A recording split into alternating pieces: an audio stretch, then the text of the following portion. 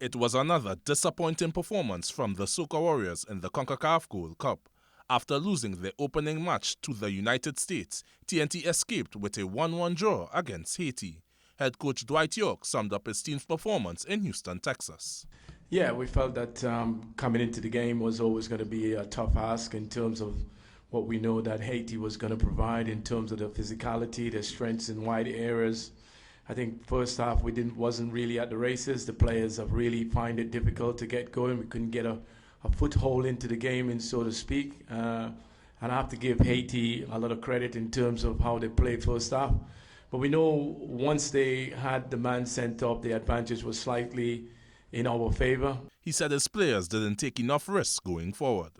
I think sometimes we're a little bit naive. We work on a lot of systems and playing, but ultimately the players have to go out and really play in a fashion that we know that they're capable of playing. We always encourage to play on the front foot.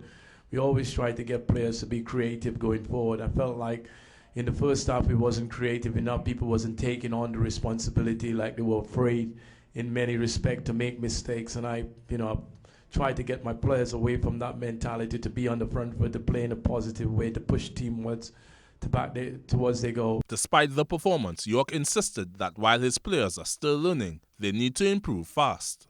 But I have to defend my players in many respects because they are still in a learning process. I still think, I'm relatively new into the job. I'm not making an excuse for my players, but we have to grow up very quickly. We have to be a lot more physical. We got to be a little bit more demand. When you're playing at this level, it's a lot of physicality as well as a lot of, energy that you play. And so we need to bring that to the game a little bit more. I think we become a team who relatively easy to play against.